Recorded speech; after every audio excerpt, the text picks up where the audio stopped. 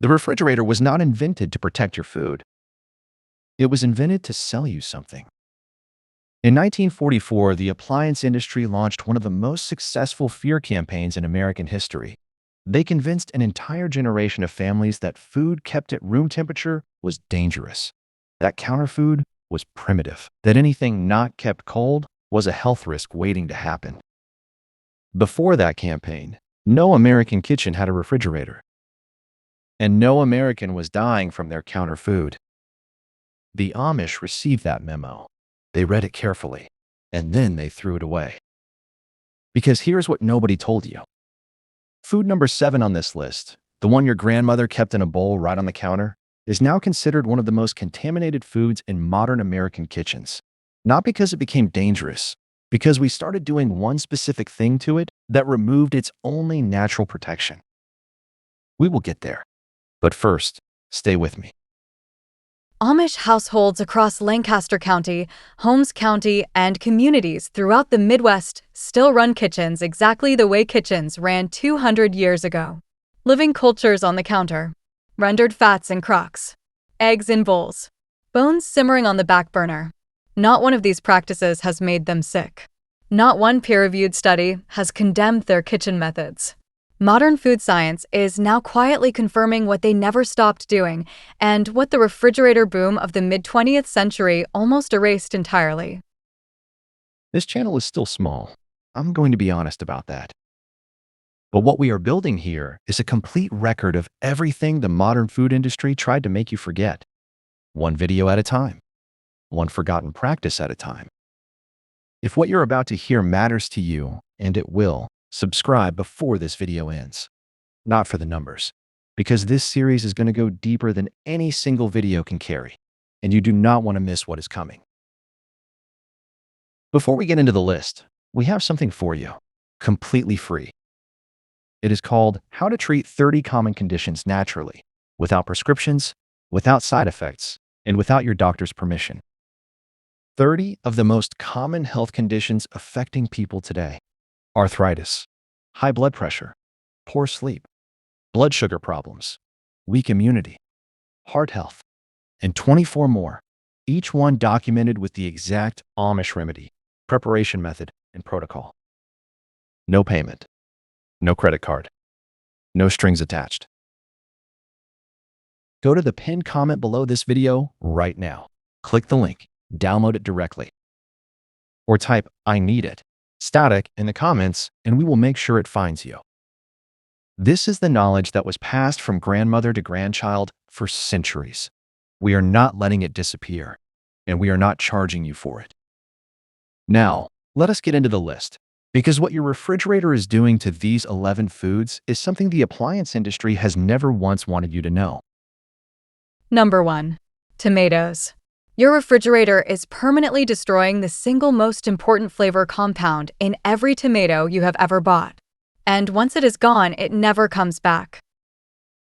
Below 55 degrees Fahrenheit, roughly 13 degrees Celsius, tomatoes undergo an irreversible cellular breakdown. The enzymes responsible for producing the volatile aromatic compounds that make a tomato taste like a tomato are permanently deactivated by cold. Not slowed. Not paused. Permanently switched off. When that cold tomato comes back to room temperature, it will never taste the way it would have if it had never been refrigerated. The mealy, watery, flavorless tomato that most people have accepted as normal is not a variety problem. It is not a farming problem. It is a refrigeration problem. Keep tomatoes stems side down on the counter, away from direct sunlight. Use them at room temperature. That is the complete instruction. The refrigerator display in the grocery store is doing this damage before the tomato even reaches your home. The industry knows this. The research has been published. And the cold chain continues because the cold chain is profitable and flavor is not something that shows up on a balance sheet.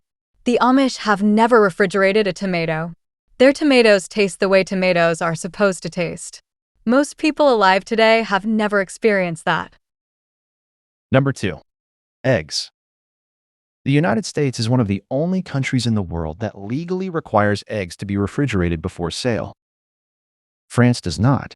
Germany does not. The United Kingdom does not. Across Europe, eggs sit on unrefrigerated grocery shelves completely normally. There is a reason for that difference, and it is not that European eggs are safer. It is that American eggs have had their only natural protection deliberately removed.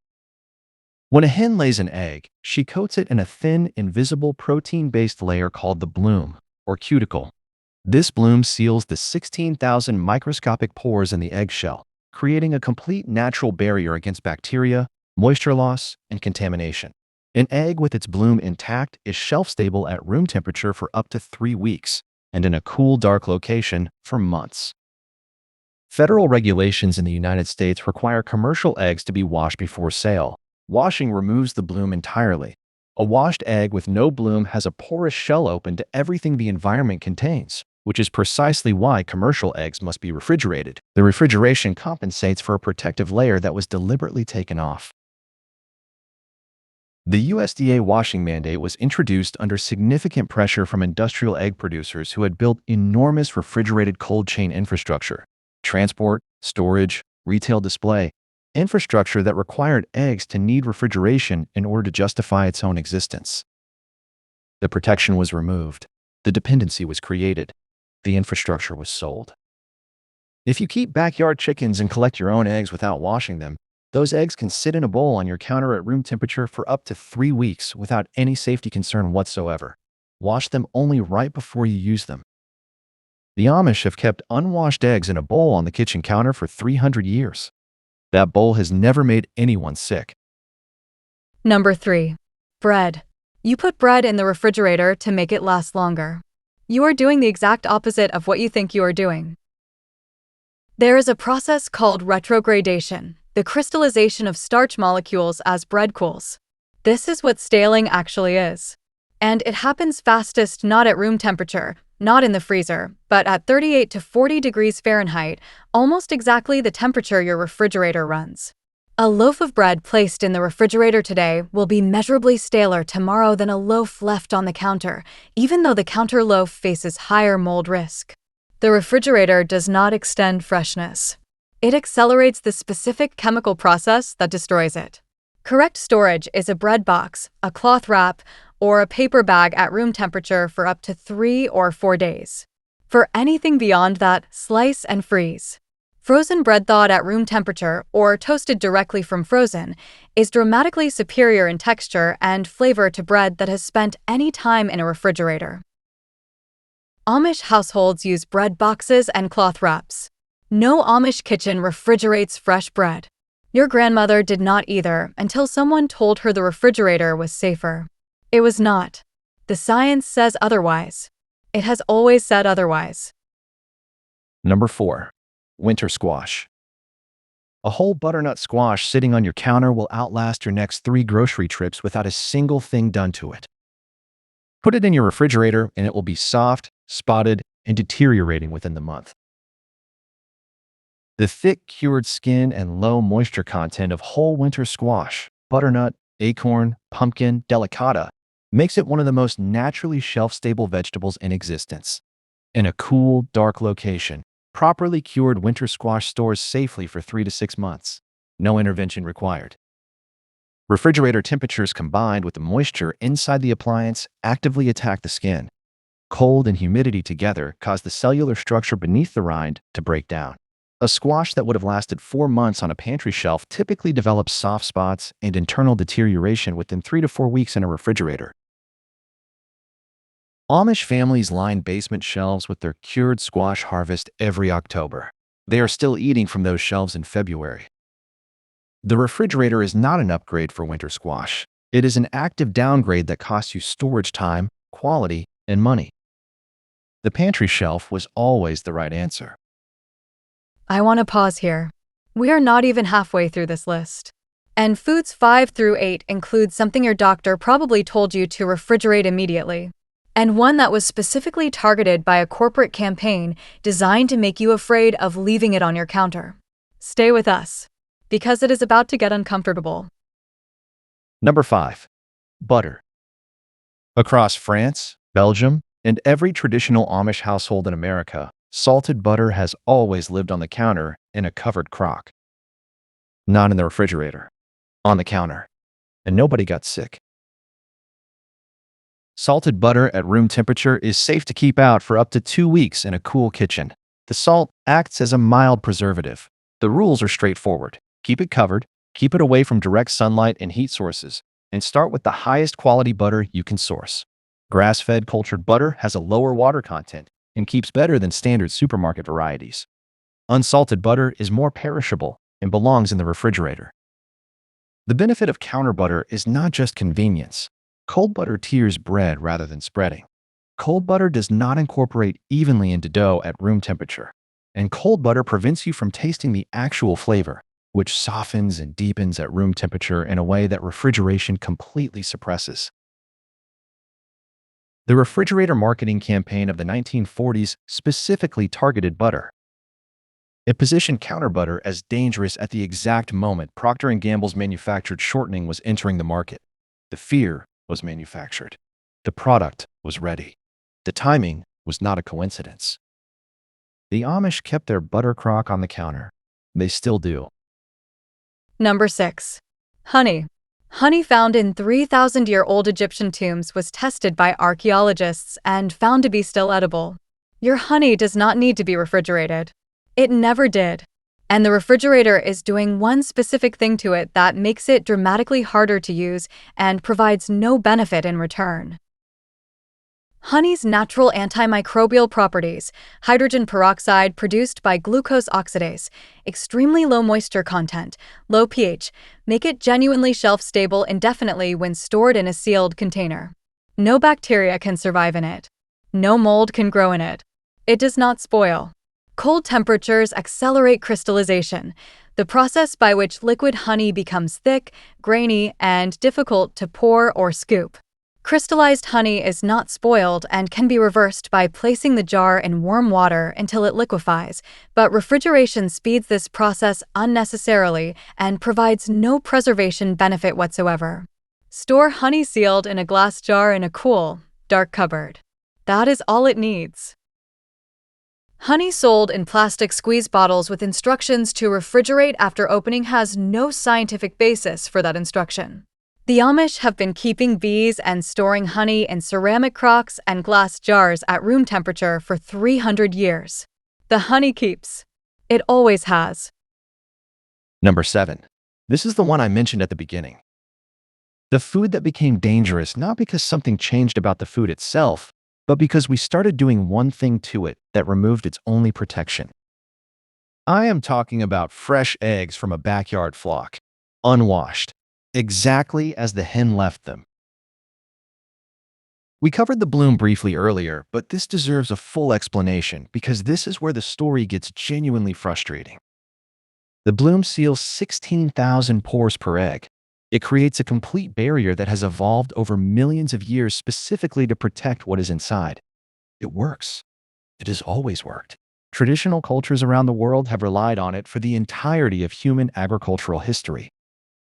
The USDA washing mandate means every commercial egg sold in America reaches you with that protection gone. The refrigeration requirement exists entirely to compensate for the removal of something that should never have been removed.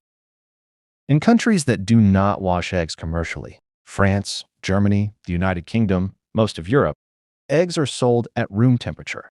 Consumers store them at room temperature. They are safe. The science supports this completely. The cold chain infrastructure built around the American commercial egg industry requires eggs to need refrigeration. That need was engineered. The infrastructure profits from it. Fresh eggs from your own chickens, collected without washing, can sit in a bowl on your counter for up to 3 weeks without any safety concern. Wash them only right before cracking. The Amish have never done it any other way. I want to ask you something directly before we continue. Did your grandmother keep any of these things out of the refrigerator? Did someone in your family have a butter crock, a bowl of eggs, a fat tin on the shelf, and at some point someone younger came along and told them to put it away? Tell me in the comments. Because I think most of us have a version of that story. A moment when traditional knowledge was overruled by modern anxiety. And I think it is time we stopped treating that anxiety as wisdom because the evidence has never supported it. Number 8. Traditional fats: lard, tallow, and ghee. In the 1940s and 1950s, Procter& Gamble needed Americans to stop cooking with lard, tallow, and butter. They needed this because they had a shelf of manufactured shortenings to sell. So they funded the research. They partnered with the American Heart Association at a time when that organization desperately needed money. And through advertising campaigns and manipulated dietary guidelines, four fats that had fed this country for 300 years were quietly declared the enemy. Voice 2. Here's what they did not tell you. Properly rendered lard keeps 6 to 12 months in a sealed jar in a cool, dark location. Rendered tallow keeps 12 months or more at room temperature. Ghee, clarified butter with all water and milk solids removed, keeps 12 to 18 months on the shelf without refrigeration. None of these fats require cold storage when properly prepared. The water and milk solids that spoil in unrendered fat are removed during rendering. What remains is pure stable fat that the refrigerator does nothing to extend. Lard produces the flakiest pie crust and the most tender biscuit of any fat available. Full stop. Tallow is what McDonald's fried its French fries in until 1990, when the seed oil lobby and a sustained public pressure campaign forced the switch to vegetable oil. People who remember the fries from before that change remember them as distinctly better. That is not nostalgia. It is chemistry. Ghee has the highest smoke point of all three, around 485 degrees Fahrenheit. A nutty, complex flavor that works equally in sweet and savory dishes, and a shelf life that outlasts almost everything else in the kitchen. The seed oils that replace these fats are polyunsaturated. At high temperatures, they oxidize and produce compounds that are genuinely problematic for human health.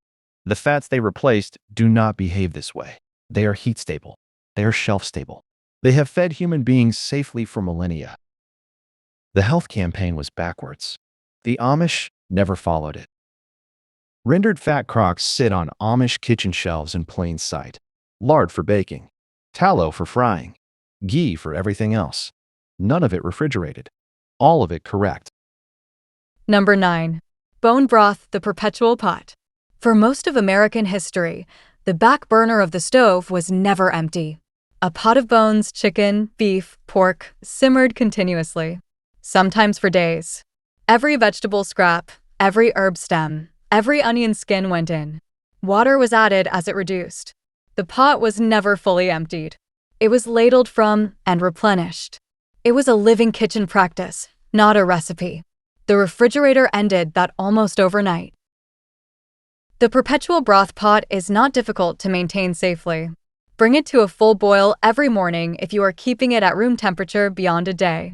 This heat cycle kills anything that might begin to grow overnight, resets the clock, and concentrates the flavor further with every pass. What a slow-simmered perpetual broth produces is something no commercial carton can replicate. Collagen leaching from bones over a long, slow simmer produces a broth that gels solid when cooled, a standard that traditional cooks used as the measure of a real broth. Modern microbiome research is now pointing to the compounds in traditionally made bone broth as directly supportive of gut lining integrity. The old ways were right. Science is catching up slowly. The shift from the perpetual pot to store-bought carton broth happened in direct parallel with the refrigerator boom. Not because the perpetual pot was unsafe, because it could not be packaged, branded, and sold. Many traditional Amish households still run a perpetual broth pot today. It is ladled from daily, replenished continuously, boiled every morning. It costs almost nothing. It produces something that no product on a grocery shelf comes close to matching. Number 10. Salt-preserved lemons. A jar of salt and lemons sitting on a shelf for a year. That sentence makes most modern cooks nervous. It should make them hungry. Because what comes out of that jar after 4 weeks is one of the most complex and concentrated flavors a kitchen can produce at almost zero cost. The method is straightforward. Wash and dry 6 to 8 lemons. Organic is worth it here since you will eat the rind. Quarter them nearly through from the top, leaving the base connected. Pack a generous tablespoon of coarse kosher or sea salt into the cut of each lemon. Press them tightly into a clean, wide-mouthed jar. The pressure will release their juice. Add the squeezed juice of 2 to 4 additional lemons to fully submerge. Seal the jar. Leave it on the counter or in a cool, dark cupboard for 3 to 4 weeks. What comes out is transformed. The rind softens until it becomes almost jammy. The bitterness of the pith disappears entirely. What remains is an intensely concentrated, slightly fermented, deeply savory lemon flavor that has no substitute in a modern kitchen. Rinse before using. Mince the preserved rind into grain dishes, roasted vegetables, bean soups, or chicken braises. A sealed jar keeps a full year at room temperature in its brine. Salt preservation is one of the oldest food technologies in human history. The refrigerator did not improve it. It simply replaced it with a system that requires ongoing electricity and ongoing cost. The Amish pantry shelf lined with jars of preserved food is not nostalgia. It is a functioning food system that has been quietly outperforming the modern kitchen for 300 years. Number 11. Pemmican. There is a food with an indefinite shelf life at room temperature. Historical records document it remaining edible after decades in storage. It carried people through winters, expeditions, and famines for thousands of years before the first commercial refrigerator ever existed. Most people alive today have never heard of it.